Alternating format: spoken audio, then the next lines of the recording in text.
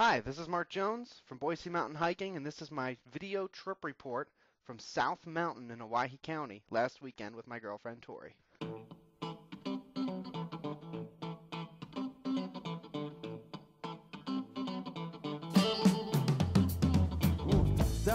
When we left Boise, the weather was actually really kind of nasty. It was really foggy, but when we started going up the hill outside of Marsing, suddenly the stars were above us, and it was pretty cool because we could tell the weather was going to be great. What we did was check out some different possibilities for trailheads. There were a few different ideas.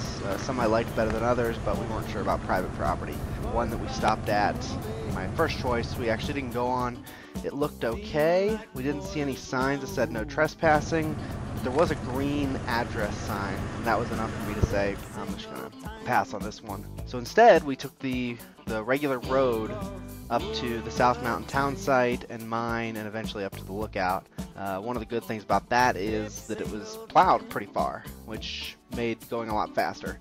We stopped maybe a mile from the town. One thing we weren't really sure is if the mine was active or not. We guess we could have looked it up, but we didn't.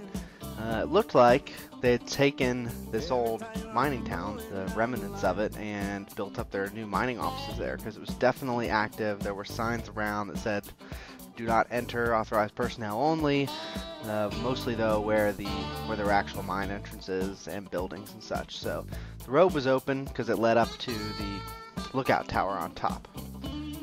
We made it a couple more miles up to about 7,300 feet. The road was no longer plowed, so we had to put on our snowshoes, which was fun. We were hoping it would be plowed all the way to the top. So we put on our snowshoes and climbed up onto the embankment that was actually really deep and started hiking. From there, the hike just got more and more beautiful. We followed this tower that was on top of the mountain. We kind of were keeping an eye on that the whole way up, and it got closer and closer, and that was kind of cool. At one point, it looked like there was an intersection. We later found out there was. We went left because that was just kind of the plan from the beginning. Eventually got up onto the ridge right in the middle of this Crummel's forest kind of thing, and all the trees were covered in this ice, and it made really cool formations. The one we thought kind of looked like a dinosaur or something. So then the last leg, once we got on the ridge up to the summit, was pretty easy, pretty simple. View was pretty good. And then the summit tower was awesome. We got to the very top, and there's this lookout tower on top. That was really neat. The wind had kind of blown ice, so it was like blown ice on it, like horizontal icicles kind of over one entire half of the building. And as we sat there eating lunch, the sun started heating up this ice, and every now and then we'd hear a chunk of it fall, and we were just waiting for the chunk that was going to fall on us. Didn't happen.